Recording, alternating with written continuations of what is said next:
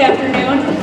He is a visitor, so please make sure that you treat him as a guest and a visitor, with a warm Millennium welcome, and show respect and be the good role model students that you are. During the presentation, I think he's going to do some things, maybe a few participants, maybe. So please give him your undivided attention, make sure that you are respectful, and I will let him introduce himself.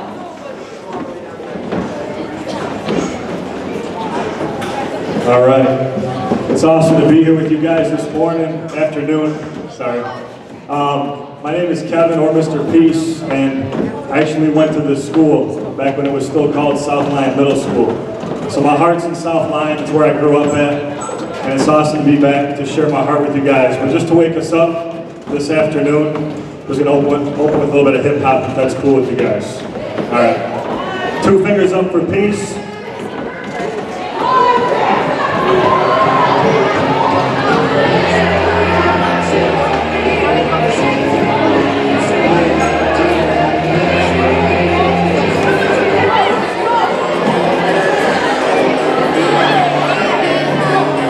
Mic check.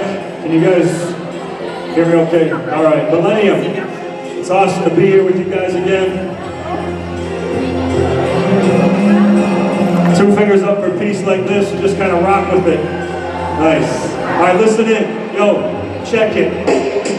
Unconditional love, the impact it makes is the same type of influence I want on people's pain. The only way to do it, sing for the moment. Yeah, the only way to do it is scheme for the broken and remain a proponent of peace. Have a plan spoken, knowing it's something to us. Yeah, we are the chosen few. So let this burden get strapped with the rope tied tight to the small of my back. I'll carry weight similar to the smallest of ants, up to 50 times what I weigh. How about that? So we sing for the kid that has no voice, cause as a child of love we don't have a choice. It's an obligation to promote inner peace. What the Dalai Lama says, a job as human beings, so we never stay idle. If need be in sight, a riot, we speak out loud. We don't stay quiet, but we only keep it verbal, no throwing a punch. Even if the bully takes your money, no free lunch. Just know a bunch of us are called to a vision and helping each other is now a part of the mission. So do not despair and never lose hope, even when you think you can't take another mean joke. Need help with the monsters, then you call into Tracy. If you're looking for love, you found him, Mr. Peace. So sing with me, sing for the years, sing for the laughter, sing for the tears. Sing with me, just for today, never tomorrow. Take your way. All right, now we're warmed up, good.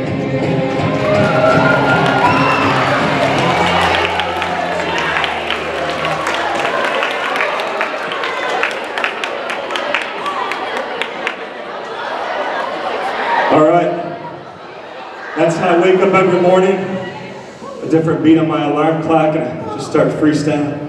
No, I'm joking, but it's an honor to be here. Like I said, I went to Millennium back when it was still called South Lyon, and so my heart's still in South Lyon. It was about 4 years ago, and a friend of mine was at Coney Island. He got there about 3 o'clock in the afternoon, about an hour and a half after this time right now. And he goes and sits down by his usual spot, one of the bar stools by the counter. And he just got off work and he just wants to be left alone. He orders his meal, and about 10 minutes later, this total stranger walks into the Coney Island. And he could have sat at any other booth or table or stool down the way, but he chooses to sit right next to my friend. And my friend in his mind is like, you know, couldn't you have sat somewhere else? But he didn't tell him that. And so for the next 45 minutes, which is the amount of time I have with you guys today, for the next 45 minutes, this total stranger just unloaded all the stuff going on in his heart. He said he just left the doctor's office, and something inside him randomly led him to just start driving and randomly pull into this parking lot, randomly walk into this Coney Island, and randomly sit next to my friend. And he tells my friend he just left the doctor's office. He's 38 years old. He has a wife and 2 kids. And he was just diagnosed with terminal cancer.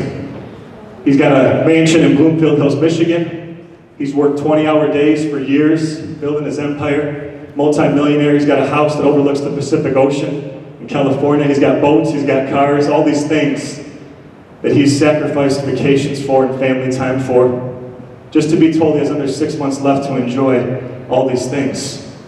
But also under 6 months left to try and make things right to people that he's hurt along the way. Because the way that this guy got ahead was by stomping on other people's hearts in the process, was by crushing other people's spirits, bullying them. And it started in elementary, then middle, then high school and beyond. That's how he succeeded, that's how he advanced. Only to be told now he's under 6 months left to try and make things right to people whose lives he destroyed along the way. To under 6 months to ask for forgiveness to people that he's hurt. So my friend leaves this Coney Island, he puts his car in reverse and about to back up, and he just throws it back in park and his head hits the steering wheel and he just starts crying. Because he realized this total stranger in 45 minutes time had a bigger impact on his life, on his heart, than people he's known for over 30 years. Guys, the biggest reason I lose sleep at night, driving 9 hours to Milwaukee or taking a red-eye flight out to Cali or out east to Connecticut, is to let you know that you have that same power. And sometimes it's not 45 minutes, sometimes it's 2 minutes, sometimes it's a smile. I got a friend of mine, she's in her 50s. Her name's Deb. And she said back in high school, she was kind of average in terms of being popular, but there was always this one really popular girl that she'd always try to smile to, at least once a day. And this girl was super popular, pretty tall, blonde, right? Head goose, she had like her flying V crew walking behind her when she walked through the hallways, and she never had any emotion, she just kind of had a straight face. But Deb, at least once a day throughout high school, tried to smile. So senior year comes, it's time for senior pictures. And usually the way you get them, you kind of put them on a table and like Pokemon trading cards, you're like, okay, I'll take that, I'll take that. You kind of trade them back and forth, but that's not how she got one from this girl. She was walking like she always did, and this popular girl saw Deb coming. She stuck out her arm, waved this in her face, said, here, take it. And she took it and put it in her pocket. She got home that night, pulled out the wallet-sized photo of this girl, turned it over, on the back were some words written. It said, your smile saved me. Your smile saved me. You don't know how many storms I've been going through the last 4 years. And on the outside, I show no emotion. I look happy, but inside I've been screaming. My parents have been on the verge of divorce, fighting nonstop at home. But sometimes just thinking of your smile is what gave me hope to keep going, to want to even keep coming to school. I had a 7th grader named Taylor from a school in Waterford, Michigan. She told me after my assembly that day, a few years ago, she said, Mr. Peace, I sent a text message to my friend just last night at 1 in the morning. He lives in Alabama now. He moved about 3-4 months ago. She said she got a text message right back. And it said, do you know what you just did? And she said, no, what are you talking about? He said, you just saved my life. He had moved down to Alabama. He wasn't fitting in at all. A lot of race bullying going on at his school. And he was the brunt of the attack. And that night, in that moment, he was ready to check out. And he got this text message, and everything switched. All of us have that power. I have thousands of these bracelets. I choose about 10 or 12 to put on before every talk. These become my strength. These become my armor. I brought one in my bags here today. Every one of these was given to me from students like you, your age, some younger, some older. Said, Mr. Peace, if you didn't come today, I wouldn't be here tomorrow. That's how serious the bullying issue was getting at their school and in their hearts. I spoke to Parker Middle School in Howell a year or two back. I came back 2 weeks later. I talked to the 8th graders on the same topic as today, overcoming negative beliefs we have about ourselves, seeing people for their heart first. And I came back 2 weeks later for the 8th grade graduation ceremony, and I'm sitting in the back. And at the end of the ceremony, parents could share what's on their heart. There was an open mic. And this one mom got up to stand. She could barely stand. She had this cane. She's walking to the microphone. And she gets on the mic and says, I just wanted to be here for my daughter, Julie. I wanted to see her graduate 8th grade. I checked myself out of the hospital against doctor's orders. I'm fighting cancer. But I wanted to be here today for her. And she says, I just want to thank Mr. Peace for saving her life. And she didn't know I was sitting in the back. She said the day I spoke, Julie went into her room. She pulled out this letter that talked about her leaving this earth that night. All her goodbyes. She ran to her mom's living room, tore it up, and hugged her.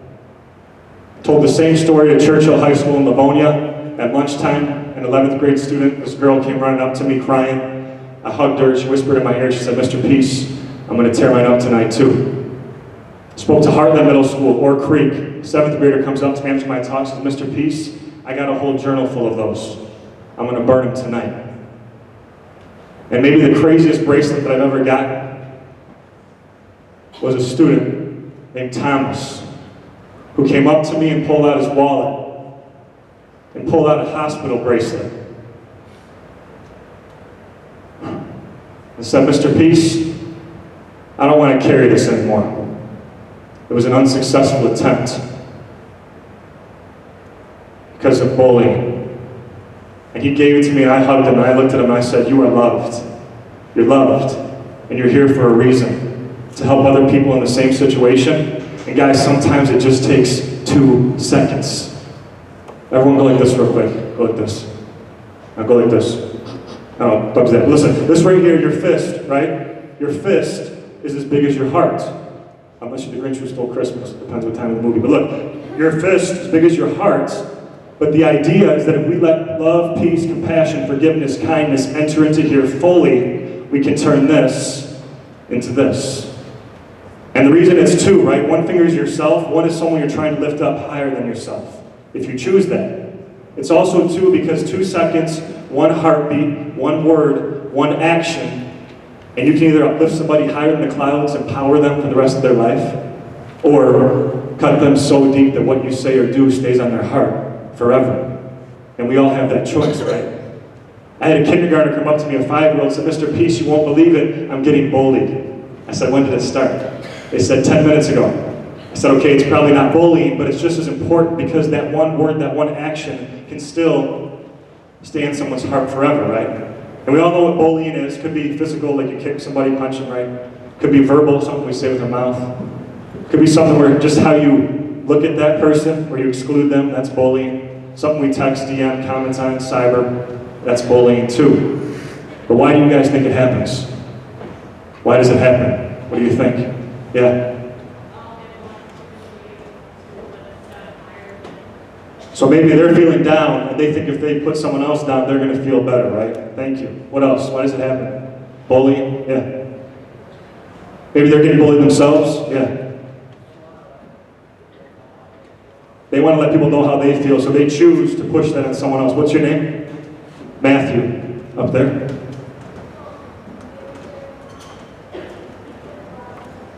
Just get a rise, maybe look cool. Yeah.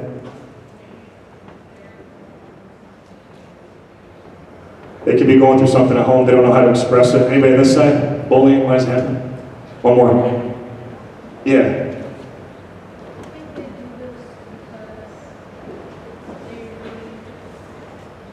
Jealous? Don't care about other people. Maybe they just have like no feelings, they're kind of numb. So it could be any of these reasons, but the biggest reason I've seen, I've taught now to over 500,000 students the last 10 years. But the biggest reason I see why people bully is because hurt people hurt people. Just like you said right here. That the easy thing to do as a human being, we're all human beings, right? The easy thing to do is to push this pain that I've experienced out onto someone else. But that's a choice. We have billions of nerve endings in our body, so we will feel pain in our lives. But we always have a choice how we respond to that pain, right? So think back, guys, to one of your most painful memories. I'm not talking about like when you were 3 and you're riding your tricycle and you stubbed your little pinky toe. You're like, oh, pinky toe. But I'm talking about like something that like crushed your spirit, diminished your value, like your worth, like is still on your heart. Almost like a paralyzing fear, right? Of pain. Think back to that. For me, it's been assemblies like this. Because growing up, and it never fails, whether I'm talking to a group this size or 3,000 at once, there's always a couple students like joking around, heckling, laughing, making fun of the speaker. But I get it because I was the same person back in middle school and high school. I was the class clown putting the speaker down. But I did it because I felt so empty and so alone inside. And I needed anything to fill that void. And those are some of my most painful memories that I had. I need a couple of volunteers. I want to show you something. I'll take you. I'll take you. And I'll take you. Yeah, come on up. Give these guys a round of applause. You hold this. Hold this. Hold this. All right, come on over here, guys. Over here. You guys can stand right here. Face our audience. Okay. What was your name? Anna? Wyatt? Vito? Anna? Wyatt? Vito? Anna? Wyatt? Okay, sorry. So look, guys, when we're born, right? Goo goo gaga, when we're born, our hearts are like this empty cup, pretty much empty, free of pain, free of hurts. But little by little, our hearts, like this cup, they start to get full. People say or do things to us that hurt us, hurt our spirit. And this heart, this cup, starts to get full, right? Kind of a dark color, right, to represent the pain. And what's going to happen if I keep filling it up? Overflow, right? I had a first grader say it's going to explode. I said, no, it's not. But the idea is that it could overflow onto us. We see that with self-harm. We see that with how we actually bully ourselves. Someone says that you're worthless, you're a mistake, and you believe it, you're bullying yourself. Overflows onto us. Or it could overflow onto someone else, and we see that too often in the news. Both are choices. So while it's true, guys, that hurt people, right? No matter how full this gets of pain, Millennium, there will always be room for love if you let it, if you choose that. So while it's true hurt people, it's also very true if we allow it. And healed people can heal people. Both those are choices. Give these guys a round of applause. Good job. Thank you, guys. Thank you so much. So listen, I had a kindergartner tell me once. This kindergartner said, Mr. Peace, do you want to know when my most painful memory was? I said, yeah, tell me. And they're 5 years old. They said, it was like 10 years ago, Mr. Peace. I'm heartbroken. And I'm like, yeah, but you're only 5. They're like, I know, it's crazy, but it was so long ago. And then I have this friend, Irene Kopko, she's turning 103 next week. 103. Listen, Irene doesn't Snapchat or Instagram or Twitter or anything, but she still emails. She's 103, right? And I was at her birthday party last year. She's 102. We're kicking it, eating some chocolate cake, like the chocolate frosting and fudge and sprinkles kind of. It's good. But anyways, I said, Irene, you're 102. Like, tell me about your life. Tell me the good times, the bad times, the sad times, the glad times, the mad times, the times that rhyme with ad. And I said, Irene, when was your most painful memory? And she told me like that. It was still on her heart, still raw. She remembered like it happened yesterday. She said she was in 4th grade, in front of the class. This boy came up from behind her. He made fun of her because she was short. Because she was short, because of her height, and because of her weight. And she remembered this. She kept playing the same negative record in her mind for almost 40 years. And that wasn't bullying, that was one action, right? That was one time. Bullying's got to be over and over and over again on purpose to get power over somebody. That was a one-time action. But it stayed with her until her 40s when she finally forgave him and became a social worker to help people that felt like her. I had a friend, she's a 7th grade counselor at a school in Southeast Michigan. And she interrupted my assembly one time. And I'm speaking up here, and she came up on the side. She said, hey, Mr. Peace, I'm so sorry to interrupt you, but I got to share something with everybody. She gets on the mic. She said her most painful memory was 40 years ago. Her first name was Kate. She said, Mr. Peace, I was in 7th grade. I was kind of average in terms of being popular. And right before lunch, this group of popular girls came up to me and said, hey, you can sit with us at lunch today. They said, Kate, go get your lunch and then come sit with us. She's like, is this a joke? You serious? Like, whatever. They're like, yeah, go get your lunch and then come sit with us. She's like, oh my gosh, this is my shot. I'm gonna finally fit in. I'm gonna finally be accepted for who I am, right? She gets her lunch out of the lunch line, takes her tray over to their table. As soon as she sits down, every kid stands up on their chair.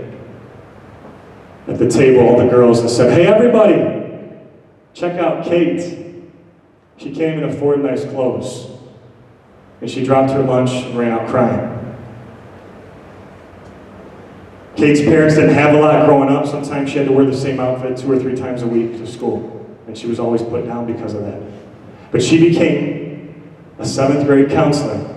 She became healed. So that what happened to her would never happen to her students at her school on her watch. Right? She was hurt. She became healed. Just like Irene. There was another time, I was speaking at elementary school. A 2nd grade teacher did the same thing. She said her most painful memory was 35 years ago. She was in 2nd grade. She was brought to the front of the class by the teacher. The teacher said, "Hey everybody, class, we need to teach Elizabeth how to do math because she's too stupid to do it herself." A teacher. Can you imagine? In 2nd grade, the whole time she kept cycling this through her mind, I'm not smart enough, right? But then she finally said, I'm going to forgive this person. Became healed, became a 2nd grade teacher, so that would never happen to students at her school, in her class, on her watch, right? Had a 3rd grader named Dominic. I'm speaking at a school out in California, and I'm signing out in the office at the end of the day, and this 3rd grader named Dominic comes up to me and said, "Hey, Mr. Peace, do you want to know when my most painful memory was?" When my most painful memory was, I said, "Yeah, tell me." So it was 2 years ago in 1st grade. I had my heart broken by this girl. I had my heart crushed. And I'm thinking to myself, kids are starting to date younger and younger nowadays. Was it Facebook official? I have all these thoughts going through my mind, but it turns out that's not what it was.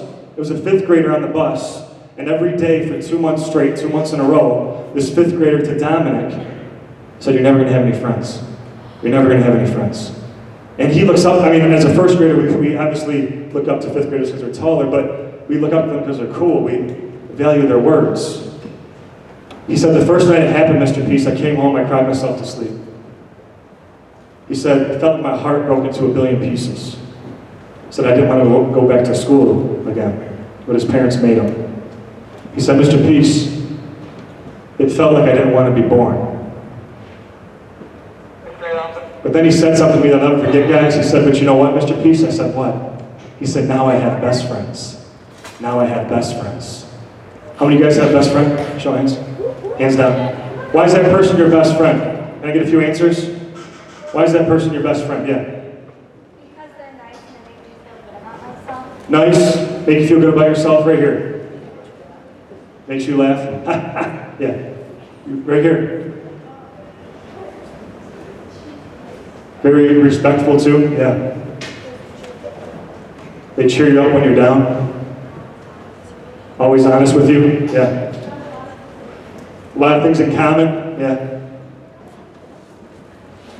Always listen to you, your heart. Yeah. Helps you through your ups and downs. Yeah. You can rely on them right there.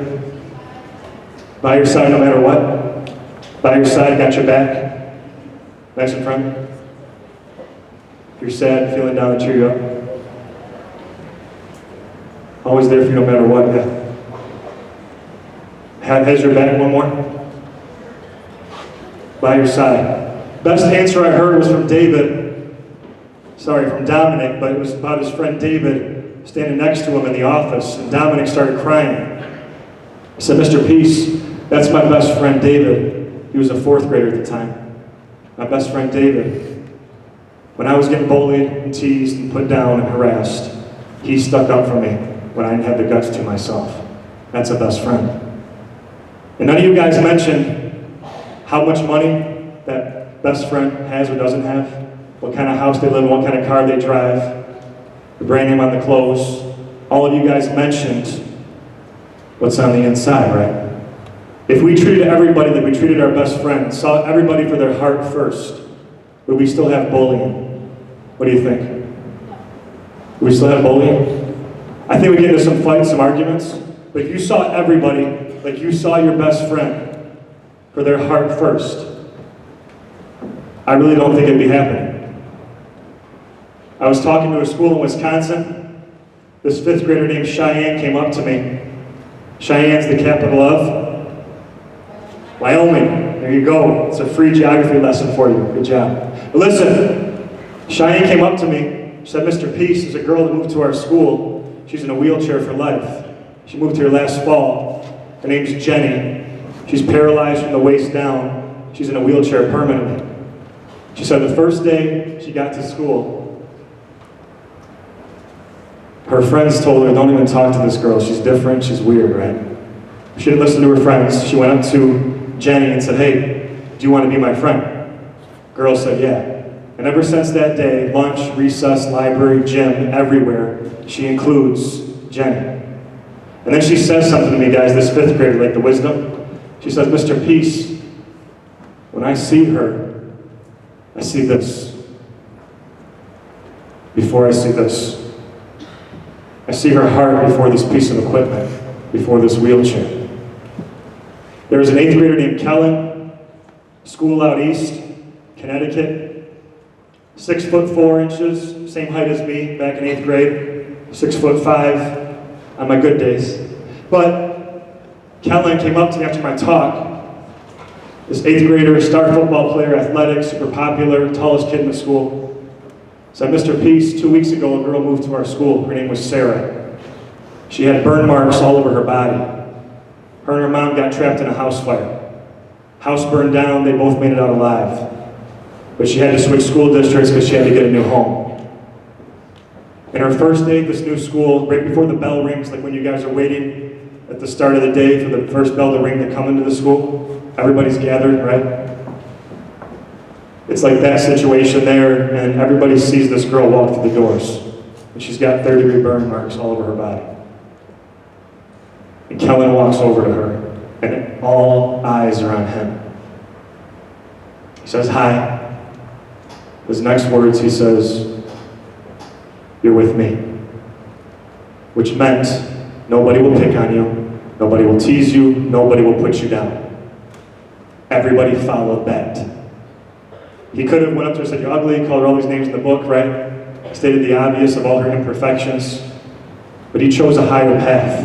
And as a leader, someone with power, and I get heart vibes, I know who the people with influence are in this room. With that power, he used it for good. He saw the heart first. There's a speaker named Nick Vujicic. He's got a show on TLC now, Born Without Limbs. From Australia, in his 30s, has a wife, 2 kids. He's this tall. He was born without arms and legs. Nick Vujicic. He was doing an assembly at an elementary school about this size. They had bleachers on one side of the gym. And at the end of his talk, all the kids started to exit, right? Started to leave. And this mom and 3-year-old daughter that were in the audience, she lets her 3-year-old start to run around. And we all know what 3-year-olds do, whatever they want. So this 3-year-old just started to skip and hop and twirl and fly and float, and, just run like full steam everywhere. And as sooner or later, she's running right towards Nick. Doesn't even see him. They're the same height. And Nick sees her coming. He can't move. He doesn't have arms and legs. He's like, oh no. And he's just going to brace, right? But the last second, corner of her eye, she catches on and just slams on the brakes. And her and Nick are face to face. And she takes a step back. She looks at him and says, what's going on here? She's never seen anybody without arms and legs, right? But this 3-year-old, without really thinking, her next move, she puts both of her arms behind her back like this. And she hugs him with her neck like this. And it was so beautiful because she didn't care how tall he was. She didn't care whether he had arms or legs. She didn't care the brand name on the clothes. All she cared about was this. We have to be able to see that though, right? Just a real quick clip. This is Nick. I want you guys to take a watch.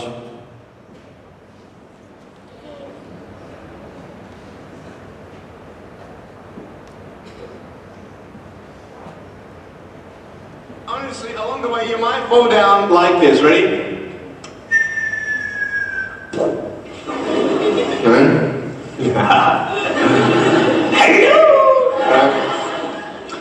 So what do you do when you fall down? Get back up. Everybody knows to get back up because if I start walking, I'm not going to get anywhere. But I tell you, there are some times in life where you fall down. and you feel like you don't have the strength to get back up? Do you think you have hope? Because I tell you, I'm down here, face down, and I have no arms, no legs. It should be impossible for me to get back up, but it's not. You see, I will try 100 times to get up, and if I fail 100 times, if I fail and I give up, do you think that I'm never going to get up? No. But if I fail, I try again, and again, and again. But I just want you to know that it's not the end. It matters how you're going to finish. Are you going to finish strong? And you will find that strength to get back up, like this.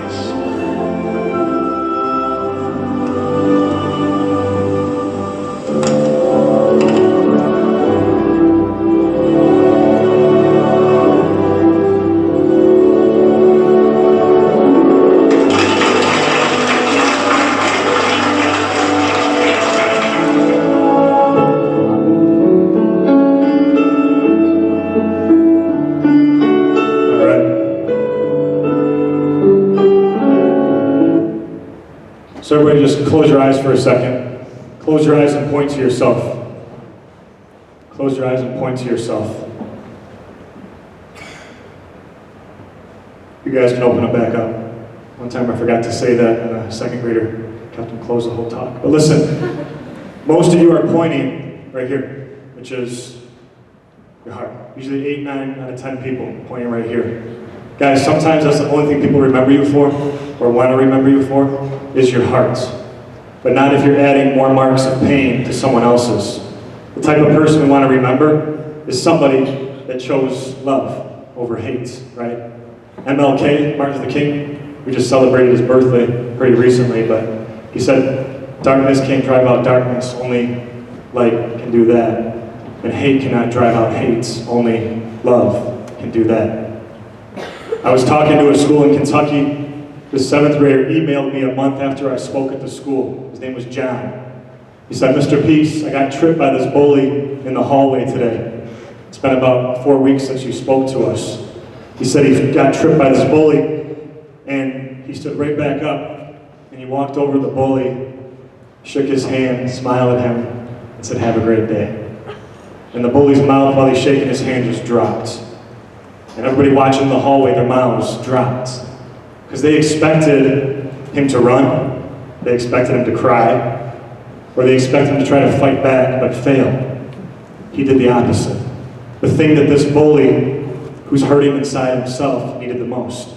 He showed him love. So, we have to try to first show kindness. We have to be able to look at somebody, if we're in that situation, have a heart-to-heart, look in their eyes, ask them to stop. But if not, it's not tattletaling either, right? I spoke here a few years back, and 2 weeks after I spoke, a girl named Elise sent me a message, and she was an 8th grader. She said, Mr. Peace, I just broke up with my boyfriend. I'm getting called every name in the book in these hallways, right here in Millennium.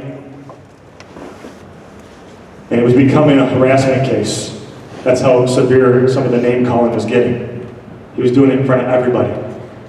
So I sent the message to the school counselor. She brought him, her, and a police officer into their office. They ended it. That's how serious it was getting. 2 weeks later, I came back for lunch with the students, and Elise came running up to me, crying, gave me a hug, said, Mr. Peace, you saved my life. You can never tell me it's tattletaling when it comes to your safety. And when something that somebody does could potentially be on your heart for the rest of that person's life, right? But it takes courage, it takes guts. Probably the single biggest act of courage I got to witness was a high school in California, 2,000 students, probably double here at Millennium, right? 2,000 students. End of the assembly, you could share what's on your heart. Come up on the mic, share what's on your heart. And this girl starts walking to the mic, people start laughing at her. She's born with one leg shorter than the other, she kind of has a limp like this.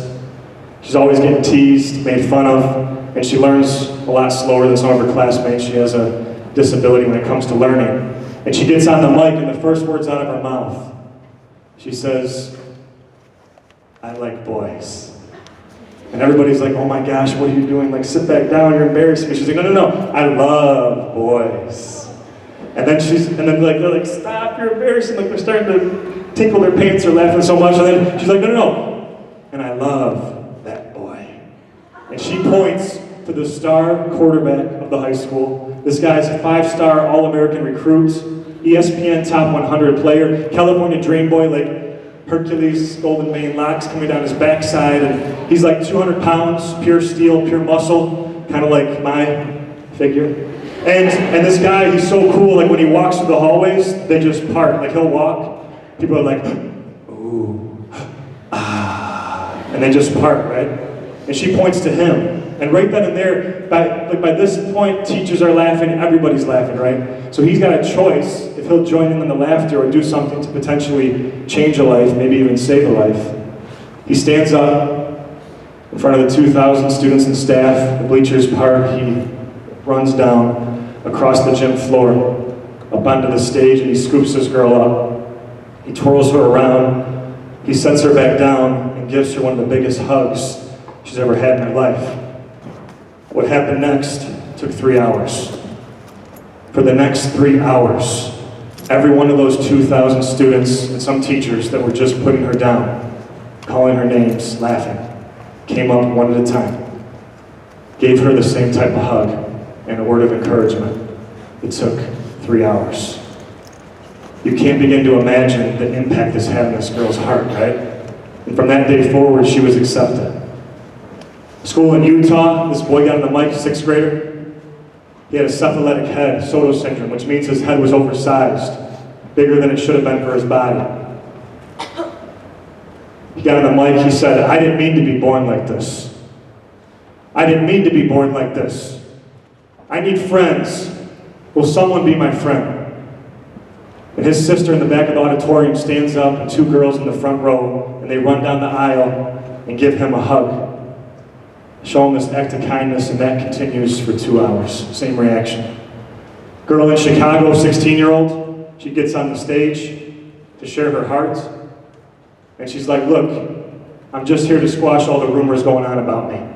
I've missed school a lot the last 8 weeks. People have been talking about why I've been missing. She said, I thought I could do this alone, but I can't. I'm 16 years old. The reason I've been missing is because of chemotherapy treatments. I'm fighting cancer. She took off her wig. She said, I need friends. And a boy in the audience stood up, had a lot of power at the school, came down, hugged her, started the whole chain again. Huge acts of courage, right? And all these people, they risked getting embarrassed themselves, judged themselves, ridiculed themselves, bullied themselves, teased themselves, harassed themselves, just to include someone that otherwise wouldn't be included, just to welcome them. They risked everything. And that's beautiful. But guys, it takes guts. And the need is there because of letters like this from a girl named Grace. She just gave me this last week. Dear Mr. Peace, I've had a lot of negative experiences in my 14 years on this earth. Abuse, harassment, bullying. In 5th grade, I started self-harming. I never stopped. When I was 10, I tried to take my own life. I may look normal, but I suffer from very severe forms of depression and anxiety and another undiagnosed illness. When I was put on antipsychotics for that, there were serious symptoms to everything. I came to this school today in the worst state of mind. I've been clean from self-harm for about a week, but I really wanted to just fall down that hole again. All of these things affect my life daily. I know it worries my parents, and I still love them, even though some of this may be their faults. I don't have a dad, and we do live in severe poverty. There are so many reasons to take my life. But listening to you talk gave me hope. You saved another life today. Love, Grace. It's because of letters like this. It's because of jackets like that. The person that gave me this, who sewed this for me, says, Mr. Peace. My swag. But the person that gave me this, I spoke to their high school. She said, Mr. Peace, I want to give you this as a reminder about my story. She said she had one best friend at that school.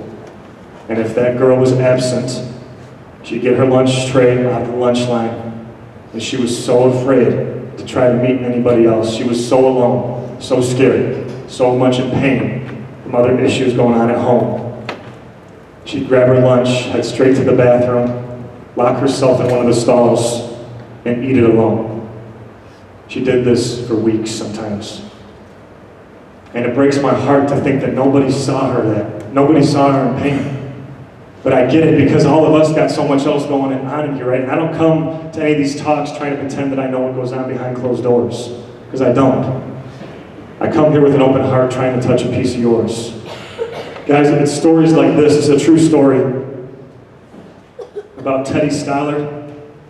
He certainly qualified as one of the least unattractive, unmotivated, and unfocused stare. He was just plain hard to like. Even though his teacher, Ms. Thompson, said she loved all in her class the same, deep down she wasn't being completely honest. Whenever she marked Teddy's paper, she got a certain pleasure of putting X's next to the wrong answers. When she put the F's at the top of the papers, she always did it with a flair. But she should have known better. She had Teddy's records, and they read, first grade, Teddy shows promise with his work and attitude, but poor home situation. Second grade, Teddy could do better. Mother seriously ill. He receives very little help at home. Third grade, Teddy's a good boy, but too serious. He's a slow learner. His mother died this year. Fourth grade, Teddy's very slow but well behaved. His father shows no interest. Christmas came, the boys and girls in Miss Thompson's class brought her gifts. They piled them on her desk for her to open them. Among them was one from Teddy. She couldn't believe that he brought one, but he did. His was wrapped in brown paper with some Scotch tape. It said, "For Miss Thompson, love, Teddy." She opened it, out fell a gaudy rhinestone bracelet, half the stones missing, and a bottle of cheap perfume. The other boys and girls began to laugh over his gift, but she at least had enough sense to silence them by putting on the bracelet and spraying some perfume on her wrist and saying, "Doesn't it smell lovely?" At the end of the day, when school was over, the other kids had left, Teddy stayed behind. He slowly came over to Miss Thompson's desk and said softly, "Miss Thompson, Miss Thompson, you smell just like my mother. And her bracelets look really pretty on you too. I'm glad you like my presents." When Teddy left, Miss Thompson got down on her knees, asked for forgiveness, and the next day, when the children came to school, they were welcomed by a new teacher. Her name was still Miss Thompson, but she was no longer just a teacher, she was an agent of love now. She was a person now committed to loving all her students the same, doing things for them that would live on after her. She helped all the kids, especially the slower ones, especially Teddy. By the end of the school year, he showed dramatic improvement. He caught up with most of the students, was even ahead of some, and then she didn't hear from him for a long time. But then one day she received a note that read, "Dear Miss Thompson, I wanted you to be the first to know I will be graduating first in my class from high school. Love, Teddy Stollard." 4 years later, "Dear Miss Thompson, they just told me I'll be graduating first in my class. I wanted you to be the first to know the university has not been easy, but I liked it. Love, Teddy Stollard." And then 4 years later, "Dear Miss Thompson, as of today, I am Theodore Stollard, MD, Doctor. How about that? I want you to be the first to know I'm getting married next month, the 27th to be exact. I want you to come sit where Mom would have sat if she were still alive. The only family I have now, Dad died last year. Love, Teddy." Miss Thompson went to that wedding. She sat where Teddy's mom would have sat. She deserved to sit there. She'd done something for him that would live on long after her. And all of us have that power, guys. But it takes us seeing this and this. I'll write it so you guys can see it. Every one of you, on one of your palms, on one of your hands, has the letter M etched. With your hand lines on one of your palms, you have the letter M on one of your palms. This M stands for miracle. This M stands for miracle. Those that are leaving, guys, make sure you don't forget that, okay? This M stands for miracle. Upside down W stands for worthy. But so many students can't see this. I just got this letter from a 7th grader named Dylan. He said, Mr. Peace, you forgot. This is his letter. He said, Mr. Peace, you forgot. M also stands for mistake. He pulled this out of his wallet. I laminated it so I won't forget this. He looked at this every day and he said, Mr. Peace, it says I'm a mistake. He was told this, but he said, I don't want to believe this anymore. I want to believe this. He said, Mr. Peace, if you weren't here today, I probably wouldn't have seen the light tomorrow. That's how serious things were getting. Guys, I had the privilege to talk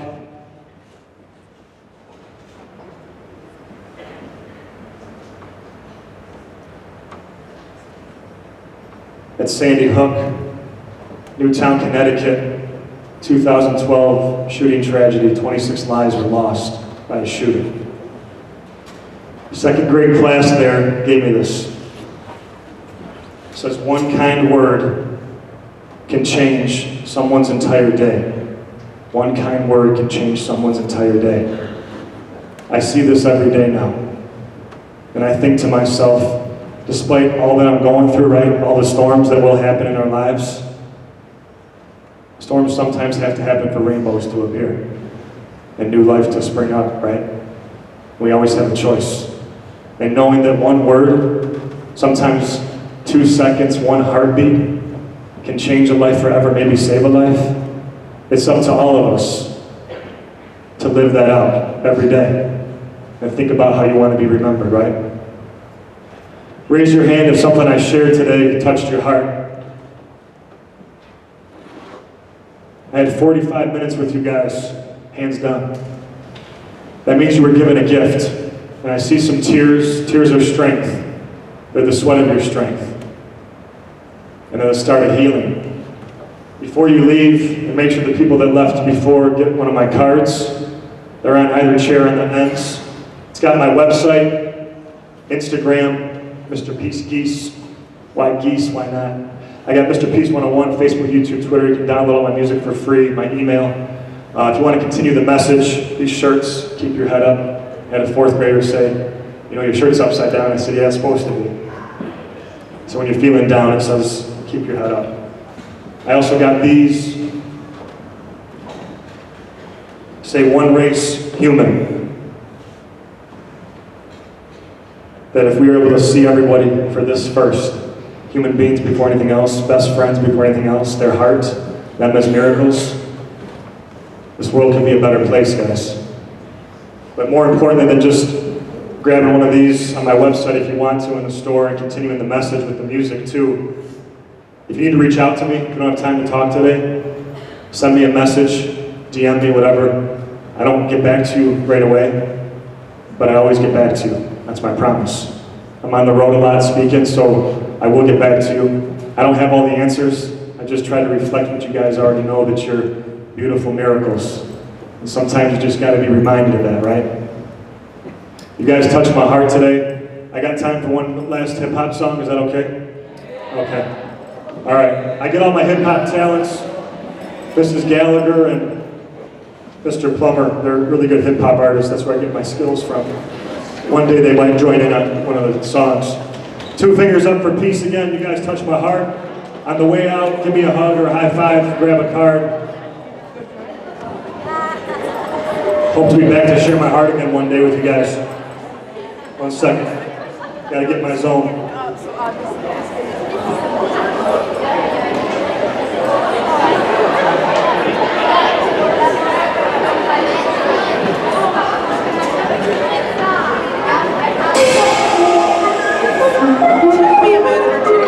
One check. All right, so listen in. Listen, it's up to us all to put a stop to the bull in the classroom halls and within these walls. I want to go to school no matter the grade. I feel safe, I feel loved. and celebrated. So I gotta put myself in the other person's shoes, cause what I say might hurt and stay stuck like glue on the other person's heart, and it's just not nice. I gotta stand up Millennium for what I know is right. If I see someone get bullied, I'll think of this rap band, do all I can, all that I can to take action. Now is the time, and it's okay to tell an adult or a teacher and get some help. Yo, it's up to us all to put a stop to the bull in the classroom halls and within these walls. I wanna go to school, no matter the grade. I feel safe, I feel loved and celebrated. So starting right now, going to make a pledge to treat everyone like I treat my best friend. Yeah, now is the time, and today is the day. Put a stop to the bullying. No more pain. No more pain. No more haterade. Just the Gatorade, or the Minute Maid, or the Powerade. Yeah. Thanks for touching my heart, guys. Peace.